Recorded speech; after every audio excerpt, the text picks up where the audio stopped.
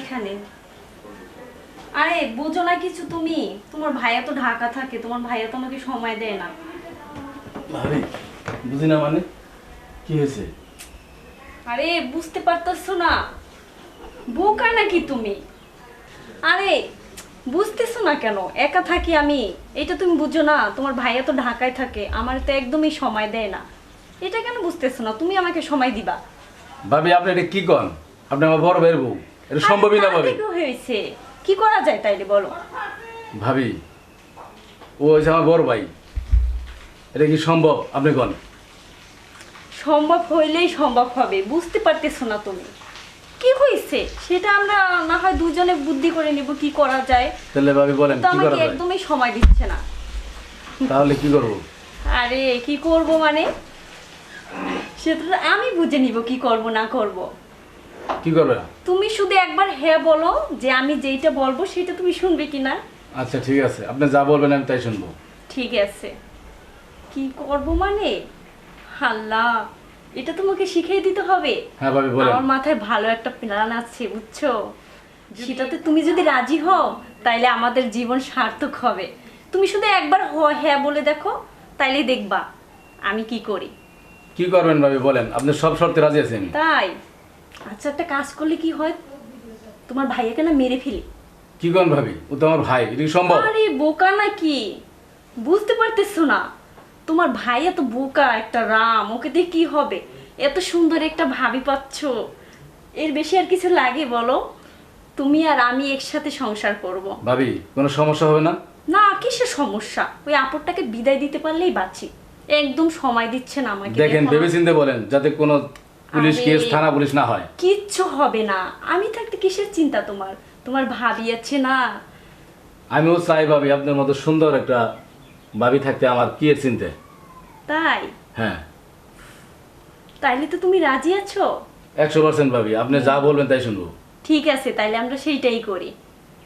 ওকে ঠিক আছে ভাবি। ওকে।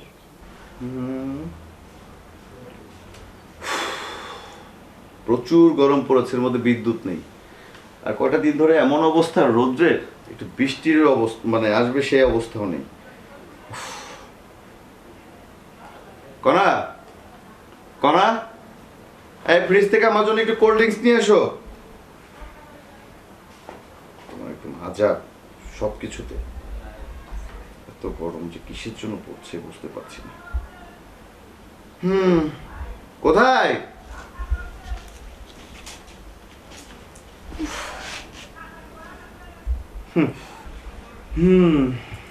তুমি হাসতেছো, আর এদিকে রৌদ্রে যে আমার গলা শুকিয়ে কাঠ হয়ে গিয়েছে।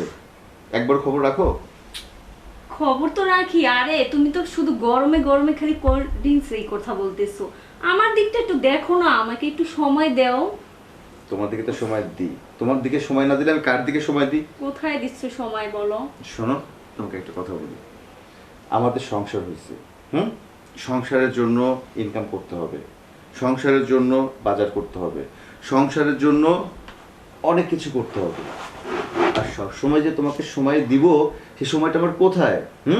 এই দেখো, তুমি এত দামি একটা শাড়ি পরেছো, কিভাবে পরেছো?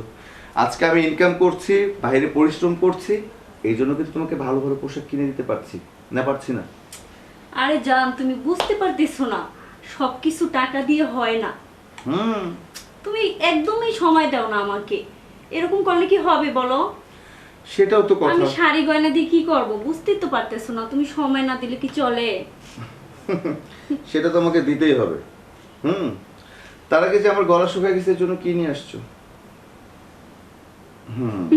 আমার কোল্ড ড্রিঙ্কস। হ্যাঁ, আমার শুধু favorite। এইটাই দেখলে, আমার দিকটা দেখলে না। তোমার দিকে তো অবশ্যই দেখবো, কিন্তু সেটা কারেন্ট আসবার পর, রাত্রে, এখন না। তাই? ফ্রিজ থেকে নিয়ে এসেছো না? হ্যাঁ, একদম ঠান্ডা, খেয়ে দেখো। হ্যাঁ, এটা প্রচুর একদম গরম না, তাই একদম ঠান্ডা। এর থেকেও ঠান্ডা ছিল, জানো তো? সেই ঠান্ডাটা আছে। তাহলে খেয়ে নি। ওকে। আচ্ছা, মাসুদ কোথায়? মাসুদকে দেখছি না কোথাও। বলতে পারতেছি না কোথায় গেছে, হয়তো আছে বাইরে। একটা জিনিস বুঝি না, আমার একটা মাত্র ছোট ভাই, তার খবরটা তুমি যদি না রাখো তাহলে রাখবে কে? আরে কি বলো না, আমি ওর একমাত্র রসের ভাবি। আমি দেখবো না, কে দেখবে বলো? হুম, আমি তো সারাক্ষণই দেখে রাখি। সেটা তো আমি জানি যে তুমি একমাত্র রসের ভাবি। হ্যাঁ। তা সারাক্ষণ তুমি কি দেখে রাখো সেটাও আমি খুব ভালো করে জানি। সেটা তো আমি জানি। তো তুমি ছাড়া আমার ভাইটার আছে কে? সেটাই তো বুঝতে পারতেছো না। আর কেউ কি আছে বলো দেখার মতো? না, আর তো কেউ নেই। তাহলে কি করব? এটা খেতে হবে না? হ্যাঁ হ্যাঁ, খেয়ে নাও, প্রচুর গরম, খেয়ে নাও। মাসুদকে দিয়েছো? না, ও আসলে ওকে দিব না, তুমি খাও আগে। ও আচ্ছা, ও আসলে ওকে দিবা। হ্যাঁ আচ্ছা ঠিক আছে, খেয়ে নি। হ্যাঁ, হ্যাঁ, খাও।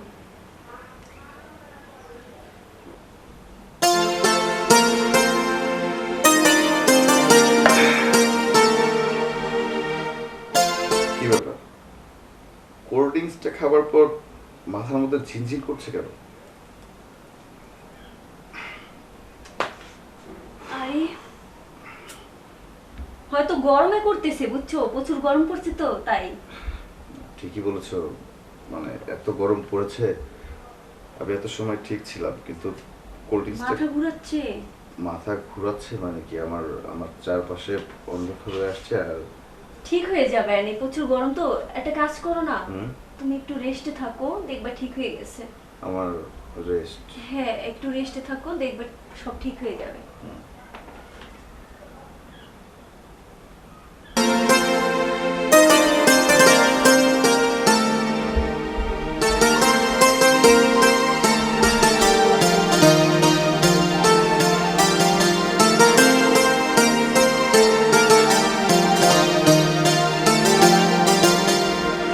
আপদ বিদায় হয়েছে, আল্লাহ বাঁচা গেল। যাই, এইবার মাসুদরে তো বলছি আসতে, দেখি আসছে কিনা, তাড়াতাড়ি চলে যাই।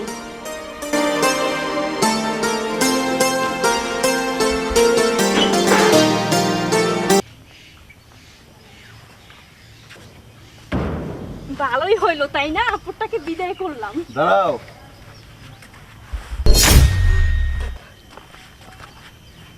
কি করছো? কি কি ব্যাপার মুন্না, তুমি এখনো বেঁচে আছো? তার মানে তুমি মরনি? কি আমি বললে ভালো হইতো না? হ্যাঁ, আমি বলে ভালো হইতো। কি ভাবছোস তুই কোল্ড ড্রিঙ্কসের ভিতর বিষ মাখায় রাখবি, মিশা রাখবি, আর সেটা খেয়ে মরে যাব? তারপর কি করবি? এই যে মাসুদ, তরে কইতাছি, লজ্জা করে না? ছোটবেলার থাইকা মানুষের মতো মানুষ করছি, যখন যা চাইছস তখন তাই দিছি। আর কি করতেছস? তোর ভাবিরে ফুসলাই ফাসলাই বাইরে থেকে নিয়ে চলে যাইতেছস। আবার বুদ্ধি দিয়েছস আমার মারে ফালানোর লেগা। এই টাকা পয়সা বাড়ি ঘর কার লেগা? হ্যাঁ, আমার লেগা? তোর ভাবির লেগা? তোর লেগে করছিলাম। তোর জন্য না আমি সময় মতো বিয়ে করি নাই। কেন জানোস? আমি যদি বিয়ে করতাম, আমার যেটা সন্তান হইতো, তোর আদরটা কমে যেত। আমি ভাই হয়ে সেই কাজটা করলি, আর তুই কি করলি? হ্যাঁ, বুকের মধ্যে থাইকা বুকের মধ্যে ছুরি মেরে দিল। তোরে কি কব? আর এই যে তোমারে কইতাছি, একটু লজ্জা করলো না? বিবেকে একটুও বাঁধলো না তোমার? আমার মতো একটা স্বামীকে পৃথিবী থেকে সরিয়ে দিয়ে তুমি আমার ছোট ভাইয়ের সঙ্গে চলে যাবা? বাহ, এই হচ্ছে তোমরা নারী। স্বামী কি জিনিস বুঝো? জানো স্বামী কি জিনিস? জানো না। একটা স্বামী দিন রাত 24 ঘন্টা পরিশ্রম করে তার স্ত্রীকে ভালো রাখার জন্য। একটা স্বামী মাথার ঘাম পায়ে ফেলে টাকা উপার্জন করে তার স্ত্রীকে ভালো একটা পোশাক পরায় দেওয়ার জন্য। যদি গ্রামের মধ্যে গেলে বলতে পারে যে অমুকের বউ অনেক ভালো আছে, বাপের বাড়িতে যখন যাবা তখন তোমার গ্রামের সবাই এসে বলবে তোর জামাইটা অনেক ভালো রে, ভালো ভালো দামি দামি ড্রেস পরায় তোকে। চেহারায় গ্ল্যামার তোমার বেড়ে গিয়েছে। যখন বিয়ে করে নিয়ে আসছিলাম কি অবস্থা ছিল তোমার? হ্যাঁ, মুখের দিকে তাকানো যাইতো না, কারো পেতনির মতো রাখতো। আমাকে বলতো ওগো আমি তো তোমারই বউ, আমাকে নাইট ক্রিম এনে দাও, একটু সুন্দর হই। দিয়েছিলাম। পার্লারে যাইতা, প্রতি সপ্তাহে সপ্তাহে হাজার হাজার টাকা আমি তোমারে দিতাম। এই যে মাসুদ, ও নিজে সাক্ষী আছে, যখন চাইতো তখনই দিছি। কিন্তু বিশ্বাস কখনো করি নাই যে আমার অগোচরে তুমি আমার ছোট ভাইয়ের সঙ্গে আমার একটা নোংরা কাজ করবো। আমার তো ভাবতেও জাস্ট ঘৃণা লাগতেছে তোমার মতো একটা মেয়ের লগে আমি সংসার করতেছি। লজ্জা করলো না? হ্যাঁ, একটা পুরুষের জীবন নিয়ে খেলতে লজ্জা করলো না? কি আছে কি আছে ওর মধ্যে যেটা আমার মধ্যে নাই? ও, তোমরা তো নারী, তোমাদের তো অল্পতা হয় না। একটা পুরুষও তোমরা আসক্ত থাকতে পারো না।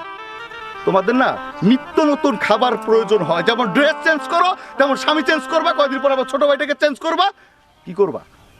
বাড়ি গাড়ি অর্থ সম্পদ যা আছে সব নিজের নামে লিখে নিবা, আর আমি বসে থাকবো? তুমি কি ভাবছো? এই যে আমার ছোট ভাই, ওর মাথার স্ক্রু তো ঢিলা, ও বুঝে না কখন কি করবে। তুমি ওকে উস্কানি দিছো, আর ও তোমার উস্কানিতে লেতে বসছো। এখন ওকে নিয়ে যাচ্ছ, 2 দিন পর ওকে ছেড়ে দিবা, 3 দিন পর আমার পা ধরবে এসে, 4 দিন পরে তুমি আমার পাও ধরবা। আর তোমাদের এগুলাই আমাদের দেখতে হবে। আমরা ছেলেরা তো মানুষ না, আমরা হচ্ছে মেশিন। টাকা ইনকাম করার মেশিন। টাকা ইনকাম করবো, তোমাদের দিব, সেই টাকা নিয়ে তোমরা আমোদ ফুর্তি করবা। ঠিক ভালো করছো। তোমার এই চরিত্রটা আজকে আমার কাছে প্রকাশ হয়ে গেছে। আমার এক বন্ধু বলছিল, তোর বইয়ের চলাফেরা কিন্তু আমার কাছে ভালো লাগতেছে না। তোর ভাইয়ের সাথে যে মিলামিশা দেখি না, এটা থেকে কেমন যেন মনে হয়। আমি ওকে অনেক গর্ব করে বলছিলাম, আমার বউ এটা। আর মাসুদ আমার রক্ত, ও কখনো এই কাজটা করতে পারবে না। এখন আমার নিজের রক্তের প্রতি না মাসুদ, নিজে আমার ঘৃণা লাগতেছে। আচ্ছা যাও, তুমি যেতে চাইছিলে না, তুমি চলে যাও। আর এই যে তোকেও বলতেছি, আজকের পর থেকে বাড়ির বাইরে তো যাবি না। ওগো দেখো না, আমি আমার ভুল বুঝতে পারছি, তুমি এবারের মতো আমাকে ক্ষমা করে দাও না। ভাইরে, আমি তো বুঝে হারা পারিনি। ভাবি যে এত চালাক, সমস্ত ভাবি আমার বুঝাইছে। আমার এবার মতো মাফ করে দে ভাই। আউট। যাও না, গেট আউট।